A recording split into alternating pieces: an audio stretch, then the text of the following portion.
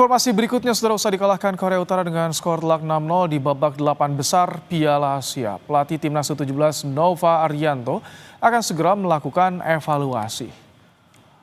Coach Nova Arianto bilang pemain banyak belajar dari perhelatan Piala Asia sebagai modal bertanding di Piala Dunia November mendatang.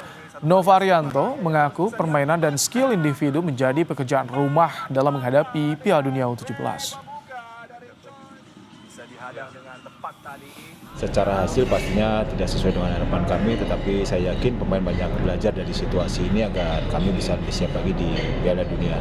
Ya, secara evaluasi pastinya kita akan lakukan setelah pertandingan ini ya, tetapi secara garis besarnya saya bisa melihat secara mental pemain sangat luar biasa ya, walaupun secara permainan atau pengambilan keputusan di lapangan kita masih banyak yang harus kita perbaiki, dan itu menjadi PR kami ya, PR kami di 5 bulan ke depan, bagaimana kita lebih mempersiapkan pemain dari segi bukan hanya secara fisik, secara mental, tetapi secara skill individu mereka juga itu yang harus kita tingkatkan.